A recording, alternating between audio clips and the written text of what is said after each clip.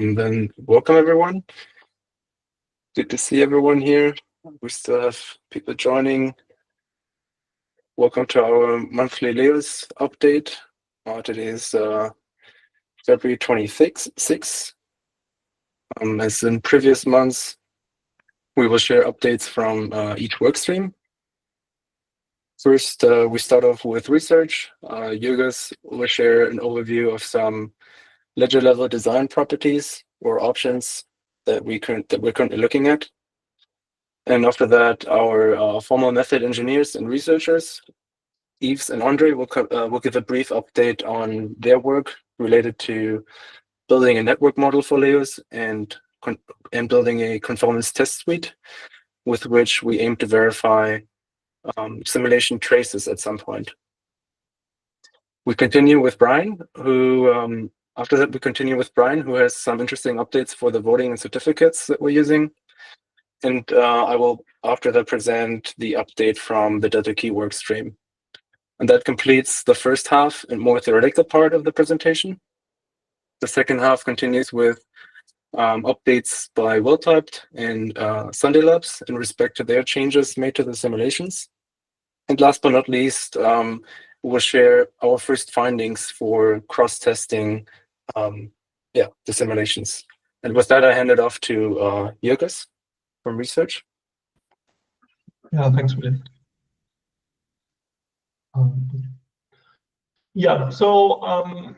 Currently we're looking at, among other things, at the ledger level design of Leios, and there's a good reason for that. The reason is that if you take browse ledger design and move it in a concurrent block production setting, such as the Leios protocol, then you may get conflicting transactions in the blockchain, fees not being paid, and a number of other problems. So we had to look again at this part and think about it. And the first thing we did was try to come up with a set of desirable properties here. So I listed here 4 of them. No conflicting. We don't want conflicting transactions stored in the blockchain. We want fees that will be paid for transactions that are stored in the blockchain. We want fees to be paid only for transactions added to the ledger. And we want all valid transactions to be eligible for immediate block inclusion. These are 4 of the properties we looked at. And if you think about it, browse indeed satisfies all these 4 properties, but with concurrent block production, as in Leios, it seems that we are not able to have all 4 of them, and we end up in one of these 3 words. So in the first word, we have no conflicts, but some transactions may not be eligible for immediate block inclusion. So it may take some time before a transaction becomes eligible for certain reasons to be included in a block. In the second word, sometimes conflicts can happen, and sometimes fees are paid for transactions that are in the blockchain but do not end up in the ledger because, again, some conflict. And in the third word, again, conflicts can happen, and sometimes fees are not paid for transactions that are in the blockchain. And from these now 3 words that we're looking at, the third one seems the less appealing because if transactions do not pay their fees, how can where do SPOs are going to be paid from? So this word seems really problematic. So we're now thinking about candidate solutions for the first 2 words. But we would like more generally to, from the community to think about what's the right direction to go here. And hopefully in the next demo we will have, different proposals for these 2 words, so that people can have an even clearer view of what are the trade-offs and how should we move. Yes, that was all from me. Thanks. Thank you. Then next up we have, I believe, Andre. Yes. Okay, yeah, so I'll keep it short. Yves will talk more about conformance testing. So one thing is that we've moved the specification to this new repository. And this is really just to kind of be able to have some workflows that are so that we've used in the past in the ledger, and then we used for conformance testing here as well. And it just makes more sense for this to be in a separate repository to set up all of the automation and so on. So this is why we've had this move. And yeah, so from my side, we were so last time I showed this quick demo on the reference implementation that has the correctness proof. And so there was a little bit of performance problems that still remained that needed to be fixed, and these are now done. And so now the work on this reference implementation is basically done. There's always more you could do, but for now, I think we're quite happy with that. And so now I've moved on to working on a networking framework. And so this would let us reason about sort of global properties of Leios that you would find in the Leios paper, for example. And yeah, so not much has happened there yet. But one thing to note is that we have several formal methods projects about various consensus algorithms at I/O. And so one thing I'm trying here is to sort of collaborate with the other people working on the same problems and see how they did this, so that hopefully we can end up with having some kind of network formalization here that sort of improves the lives for everybody working on this kind of problem. So I'm hoping to get a lot of collaboration on this. Yeah, and that's all from my side.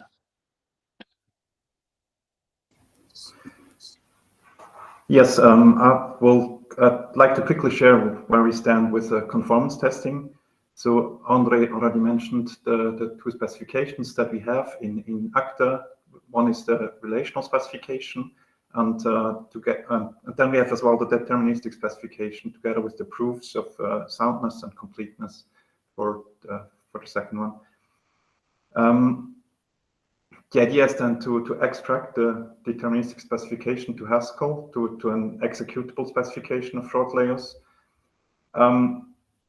Here we use malonzo. Well, this is a technical detail, but we use malonzo here directly, whereas in Paris we used Acta2HS, and using Acta2HS showed that, well, then proving soundness and completeness for the deterministic specification turned out to be quite difficult. This is why we just use malonzo. Having the executable specification, this then we can use this then as the state model in QuickCheck Dynamic together with the generators from QuickCheck, and to produce traces, simulation traces that we then run and test an external implementation against this. Well, the external implementation is the run model then. And for now, what we have as run model is the same executable specification of short Leios. So it's no surprise that all the tests are passing, because we test the implementation against itself, so to speak. Well, now what we're going to do is to test the Haskell simulation and the Rust simulation, use those as run model, and run those against the executable specification of short Leios. There's an alternative approach that we are currently also exploring, which is to parse simulation traces that we get from Haskell or from Rust simulations and directly verify those against the relational specification. This is kind of an alternative way to do conformance testing, which we kind of explore in parallel. Yeah, back to Will. Thank you. I think Brian is up next. Yeah, thank you, Will. And yeah, you may remember last month, Yorgos mentioned a certificate technique called fait accompli. Well, this month we did detailed calculations on that to see how viable it would be for Leios, and the results are very promising. The chart on the left shows as a function of the size of the voting committee, how many seats on that committee would be predetermined, we're calling them persistent, at the beginning of the epoch, and then how many of them would be variable, sort of at random for each vote. And recall that with Leios, voting occurs for the endorser blocks, and that occurs on each pipeline. So Leios will involve a regular pace of voting, maybe every minute or so throughout the epoch. And one of the things we were struggling with is with a lot of voting methods where the voters locally know they're a voter and then they have to prove that they were allowed to vote. That proof takes quite a few bytes, approximately 96 bytes. And if you take 1,000 voters times 96 bytes, that's a lot of data to put on the chain. So the fait accompli solves that problem by acknowledging that stake distribution is uneven and basically setting some voters to always be eligible to vote during the epoch, depending on their stake. And then to record their vote, you only need 1 bit of data instead of 96 bytes. So you get radical compression of the size of the certificate, which is shown on the right side. And essentially, we're looking at certificates that are about 8 kilobytes. And that fits very nicely inside the Proust block, which has a maximum size of about 90 kilobytes. So there's a nice research paper folks can read on the fait accompli. You can go to the IOG library and see that. And the bottom line is this really did solve a significant barrier we were encountering with Leios. And so we can look at the next slide where we've taken that and taken the BLS voting scheme that's in the Leios paper, which is very similar to the Mithril scheme that's out in the wild. And we did very detailed benchmarks. So we essentially did an implementation of this so we could measure how many bytes everything occupies and how many milliseconds or microseconds each operation takes. And the reason we did this is we wanted to basically demonstrate that there's at least one viable voting scheme that handles all aspects of voting certificates and fits within the resource requirements for Leios, operational requirements, and security requirements. So what this would involve would be slightly enlarging the operational certificate that SPOs publish about every 90 days. It's a minor augmentation of that, so it's no big resource problem on that one. The eligibility to vote for the larger pools, those persistent voters, is only about 5 milliseconds, and that gives you the schedule for the whole epoch. And then for each particular pool of the smaller pools that may or may not be able to vote in a particular election, it only takes a couple hundred microseconds for them to prove that they're eligible to vote. The votes themselves are small and pretty easy to construct and verify. And then the certificates, as I mentioned, were 8 kilobytes, and it's quite practical to verify them and create them within the existing CPU budget. So this is not necessarily the voting scheme that will be used in Leios in production, but it is a demonstration that at least one voting scheme exists that meets all of the Leios requirements. There's a lot of great research going on of the IO research team and the cryptography team, looking at techniques called ALBA, Musin, and SNARKs, and those may very well yield a superior approach. And also there's an issue here of reuse where, other aspects of Ouroboros, like Paris and Mithril, partner chain work, other things like that, those all use voting. So it makes sense to have common voting infrastructure. So I would expect that in the long term, the actual voting used in Leios is probably some common infrastructure, but at least we know that voting in Leios is possible without breaking CPU budgets or block size budgets. Thank you. Then I will continue with the update from the Delta Q. We have continued here to improve the topology checker tool. It was initially a tool that we briefly used to make high-level analysis on topologies, but Roland actually refactored quite a bit of it, such so it introduced capabilities to extract near and far link latency distributions, as well as calculating a best case diffusion latency distribution using the shortest paths. And it now also builds a parameterized Delta Q model for with near and far gossip components. And some key findings from this analysis revealed that the overall behavior is primarily influenced by the far component. And notably, there's a significant deviation in the first third of the diffusion process, with the ideal case sharing a much lower initial progression, which can be seen like right here. And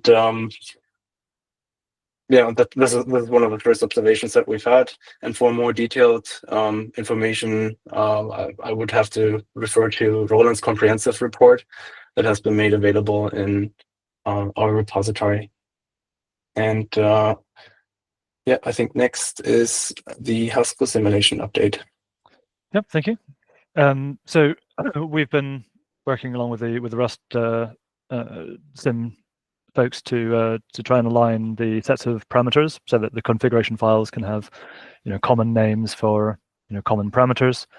And one of the main things that we've been working on the last few weeks is to an exercise to make the realism of the simulation configurable, in particular to be able to reduce the realism. One example being we want to be able to, the Haskell simulation has got a fairly realistic model of TCP, but to be able to make comparisons with either a simple baseline or with the other simulations, we want to be able to turn that off and use like a really simplistic network timing model. There's like 4 or so different realism features that we have allowed to turn off in the configuration file. And yeah, so the point of that is several-fold. It lets us make more direct comparisons with the Delta Q and the Rust simulation. In particular, like the Delta Q can't simulate some of the more complicated, like PCP aspects. So it means that when we're making comparisons across the different simulations, it means that we can match the other simulations results more closely. And it also lets us compare against an extremely simple version of not the whole protocol, but just message broadcast, which is the most complicated bit of, in terms of the performance behavior, it's the most complicated bit of the simulation.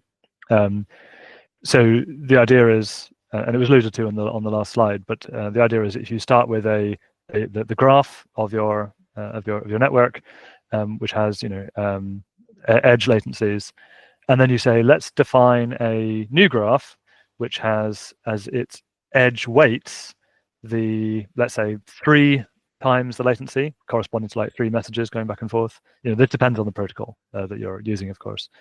At plus node weights being the validation times at the nodes, and then you take a graph algorithm which just computes the all pairs shortest weighted paths, and then compare, and that should give you an ideal model of how long it takes for messages like blocks or IBs or votes or whatever to diffuse across the entire network from any pair of nodes, between any pair of nodes.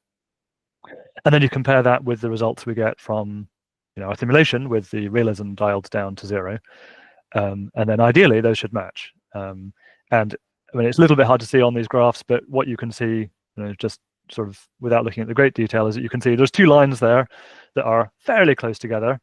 So one of them is the ideal simulation result from this graph algorithm, and the other is the not simulation, just the graph algorithm result, and the other one is what we get from the simulation.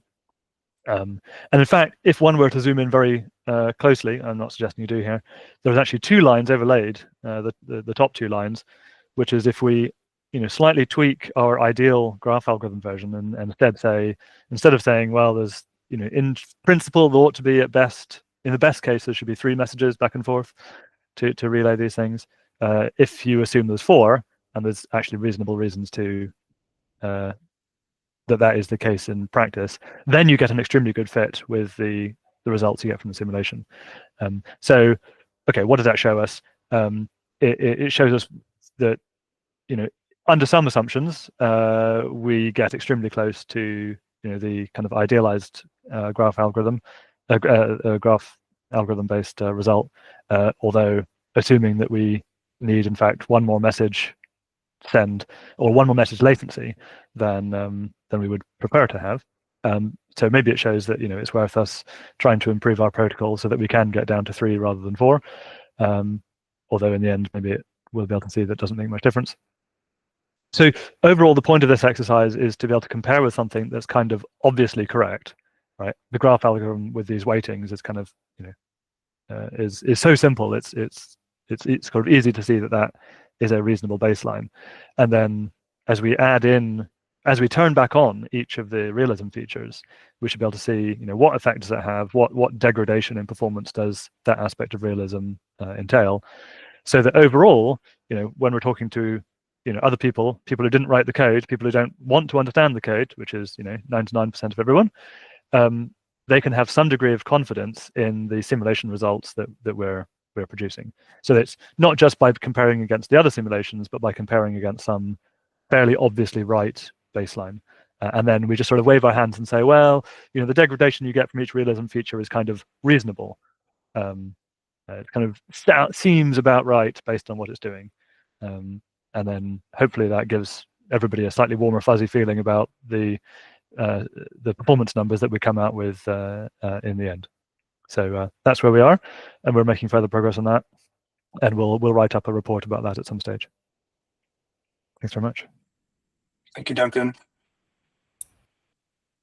Simon? Quick mic check. Can people hear me? Yep. All right, great. Most of what I have to show today is going to be in our visualizer, which we've been making updates to. But really quickly, before getting into that, for the Rust simulation, we've spent the last month trying to update our simulation in the opposite direction of the Haskell simulation, where the Haskell simulation is starting out extremely realistic, and it's adding settings to become less realistic, more ideal. The Rust simulation is getting features which allow it to simulate some of the actual complexities of the network. For instance, tracking bandwidth is very important for a protocol like Leios, so Rust is starting to do that. So that's been in development. We've been generally working on reaching broader alignment with the other simulations, especially the Haskell simulation, in terms of input, in terms of compatible outputs. The simulations are both accepting the same configuration now, and they're producing trace logs of events which happen when you run them. And the trace logs are in different formats, but now they're in somewhat compatible formats. And there are still discrepancies in the actual results that are coming out of the simulations, which we still need to dig into, make sure they actually match in practice. But now we've at least got a framework to do that. Now it's possible to complete that work. But the more visual thing that we've been working on is enhancing the Rust visualization, which I believe I am sharing that now. Yeah. So we've been enhancing. Great. we've been updating the visualization for this a little bit to make it easier to see the resource usage of the protocol. For instance, this is a graph of every node in the system. If you click on an individual node, you can see how much data has been sent overall and how much data has been received overall during the simulation. So you can see here it's been running for maybe 40 seconds, and nodes are sending somewhere on the order of 1 to 2 megabytes. Nodes with more connections obviously sending and receiving more data. We've got a breakdown of which kinds of resources are being sent or being received. This simulation is parameterized so that it's producing approximately 10 transactions per second and 5 IBs per second, 5 input blocks. So the numbers hopefully reflect that. We've also been working on updating the visualization of what's inside of an individual block to try to show a breakdown of the size of the different components of Leios involved here. So for instance, this is a view of an arbitrary block. We call them ranking blocks, layer 1 blocks, just the kind of blocks you see on Cardano today. This is an example of a block in Leios. You can see the header size is a kilobyte, the certificate size, which is a component of Leios telling you that you can, telling it that this endorsement block is okay. That certificate size is 631 bytes for this, and then it's got some number of transactions in it, 65 transactions, 85 kilobytes, which take up most of the block space. And then that block is referencing an endorsement block. Endorsement blocks are pretty small. This one is just 2 kilobytes, and that endorsement block is referencing a lot of input blocks because we're producing 5 input blocks per second. Input blocks are different colors depending on how many transactions are in each. That you can see there's some white input blocks that have no transactions. There's some greener input blocks which have more. The rate of input block production is a protocol parameter, and it's a protocol parameter that is probably going to need to be tuned when Leios is live to the expected amount of traffic coming in.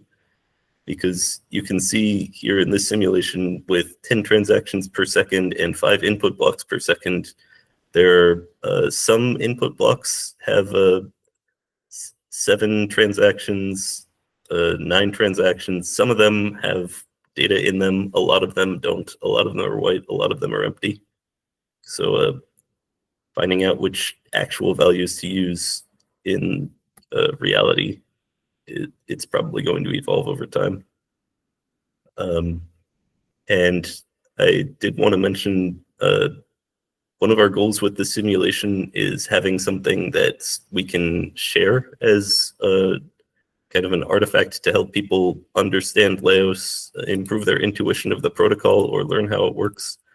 And next month, one of our goals is to get this hosted in a place where other people can reach it and make it more configurable so that you can run different simulations in it and see the results live.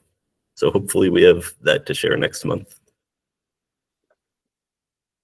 Thank you, Simon. Great visualization. I believe, spin this again. There we go.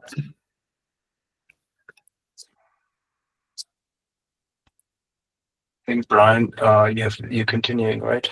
Yeah, and so I think you can see from what Simon and Duncan explained, the 2 simulations are quite mature now. They're still being vetted and tweaked and enhanced a bit, but essentially we have a first cut at simulations of short Leios. So now we're moving into an analysis and testing phase on this. And you know, one of the purposes of Leios is to see if we can have higher throughput on the blockchain, and we need to demonstrate that through use of the simulations. So we're just starting this analysis phase. And so the results I show are not like for mainnet or anything realistic where you can pin conclusions on them. But this plot demonstrates the responsiveness of the simulation. So here we happen to be using the Haskell simulation, and each panel from right to left and top to bottom is a higher rate of IB production.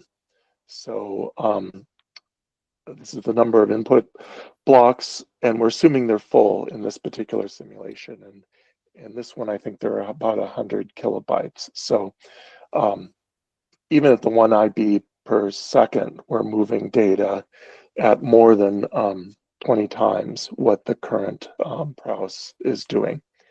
And this is just looking at the latency between when a block is produced and when nodes in the network received it. This is a small network. It's 100 block producers, not the thousands that we have on mainnet right now. But you can see as you crank up the IB production rate, once you get to about 50 or 100 IBs per second, you're starting to hit bottlenecks. And it turns out these are network bottlenecks, not CPU bottlenecks in this particular example. And these are extremely high throughput rates. I think 20 IBs per second would be about 1,000 transactions per second on the current Cardano. But the idea is we wanted to kind of start kicking the tires, making sure that we can see phenomena like congestion in these simulations. The next plot shows another view Brian, of yes. Sandro asks what the channel capacity was in that simulation where we're hitting the yeah, it's our default values. So I think they're 1 megabyte channels. That's my memory. megabit or megabyte? I think it's megabyte. Yeah, I'm just we're always curious about where the threshold is, where it goes from, you know, the delays remain like reasonable yeah, versus they go completely crazy. So and that's exactly what we're doing here, because obviously at some point things are going to break down. So we actually want to look at 2 things. One is approximately where do things start breaking down, but we also want to see if performance degrades gradually or if it degrades catastrophically, because obviously a well-designed, robust system, you want, when you hit resource limits, you want things to degrade nicely and there to be back pressure and you know, continued behavior. You don't want things to collapse. And so we're actually exploring those questions, and we're actually happy to, you know, link with the research team and get these simulations in your hands so you can do your own experiments. They're actually pretty easy to run and configure, and especially with what Simon mentioned about being able to do it like with a web interface, it should be easy. So not just with the research team, but with anyone who wants to run these simulations, we can help get them started. But here is just another view of things where in that, you know, between 30 and 50 IBs per second at this particular point, you can see the characteristic of blocks are not getting to nodes within 5 seconds. Once again, I see where like people are already like excited and talking about numbers, but the simulation is really about qualitative testing. Next month, we'll show you simulations with something the size of mainnet. And then we can talk more about the behavior of the actual protocol. This is really just to show that the road we're going down is doing detailed simulations, varying protocol parameters, looking at the behavior, looking at the robustness, variability, and then making sure that it's matching theoretical models, that the Rust and the Haskell are qualitatively or semi-quantitatively agreeing, and that we really have, you know, an accurate mental model, and it's matching and tested against the research papers and research products. So maybe we'll go to the next one. This is kind of a footnote, but it's just to remind you, we do have a cost estimator for Leios out there on the web, and we did some updates on it in response actually to feedback we had from users and the IO technical intelligence team. So we've added a few more parameters.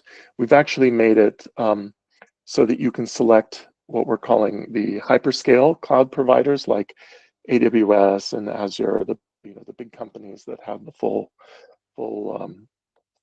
complicated and sometimes expensive stacks that you can use, versus the more discount, smaller cloud providers. And I know in the Cardano ecosystem, we have a mixture of folks using their own bare metal machines or smaller cloud providers or AWS. So there are actually buttons you can click there to set the cost parameters for like disk and CPU based on either of those, and you can compare things. We added some options to look at how storage costs are amortized or not. And then we've updated inputs based on the benchmarking that we've done. And so you can play around with this. We definitely want feedback on it, but you can actually look at implications of, well, what if I, make the pipelines longer, or what if I have 1,000 TPS or 300 TPS or 10 TPS? What does the profitability of a node look like? Pi? Yeah, I was sharing this with somebody in a conversation that I was having, and one of the questions that they asked that I didn't know how to answer was exactly what the justification behind that amortization and perpetual cost is. I get it in principle, but could you talk about like how you justify that equation? Right. So right now it's turned off by default because it's very hard to do apples to apples comparisons between blockchains or between Leios and Praus if you have that turned on. But in principle, if you have high throughput in something like Leios or any other blockchain, and you're storing the ledger entries permanently, you will have an ever-growing ledger. So in a certain way, when you create a transaction today, the blockchain is committed to storing it forever. And that's going to not just take storage costs this month, but it'll take costs next month and the next month and the next month, forever. And then you might say, oh no, that's like infinitely expensive. But it's actually not, because we observe that disk storage is dropping about 15% a year from the cloud providers. And so you can actually kind of do an integral over time and say, oh, like if you put money in a bank account today, you could pay for the storage of this transaction forever. And this would be the amount you do. So in economics, there are concepts of net present value, or this would actually be a present value calculation, where we have a discount rate on future cost of storage, and then we're computing what the sort of lifetime burden of an input block would be. And that I think the blockchain world is not thinking that way right now, but as we have more and more data to store, you need to think about storing things long term, or I know there's research going on for pruning, archiving, and all those other things, and some blockchains do that already. So I don't know, Pi, if that mostly addressed your question. Yeah, that was a great answer. And the context of the conversation was exactly around a kind of regenesis concept, or a pruning concept. So I was kind of trying to make that point, but I didn't know, the connection to the economics of it. I knew kind of generally what amortizing was supposed to capture, but I didn't know if it was like a standardized methodology. So thanks for answering that. Yeah, and there's a nice economics analogy to it. So like just thinking of present value calculations is pretty much the same thing. And so we're trying to give people, the tools to think about what the impacts are of Leios on SPOs and the hardware they need. And you can see from the calculator, and also just from sanity checks on the calculator, that up to quite a high transaction rate, people probably won't have to radically improve the hardware they're using. There is a threshold where you need more CPUs, and you're going to be hitting network limits because the big providers like Amazon will give you free network egress up to a certain point, and then it becomes quite expensive. Some of the smaller providers they don't even meter egress, but you're going to hit a limit, and then you can't even pay for more.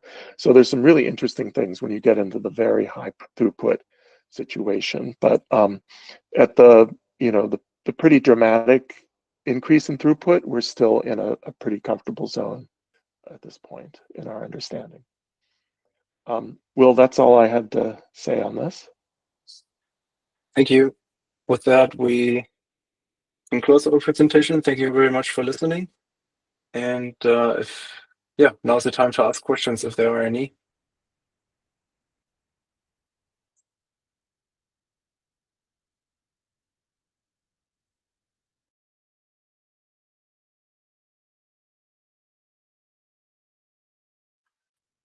Yeah, James, go ahead. Hi, I just wanted to, I've commented in the chat, but I just wanted to also mention that we could look at increasing the fidelity of the Delta Q model. I suggested, so for example, you can model aspects of TCP. You can also use other approaches. So I think that's something we could investigate. It's not that it's limited to where it is now. You could increase the detail. But as Duncan mentioned in the chat, you'd need to analyze the trade-offs.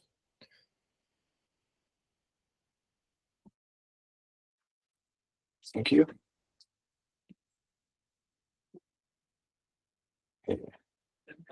Any more questions? I'm going to stop streaming.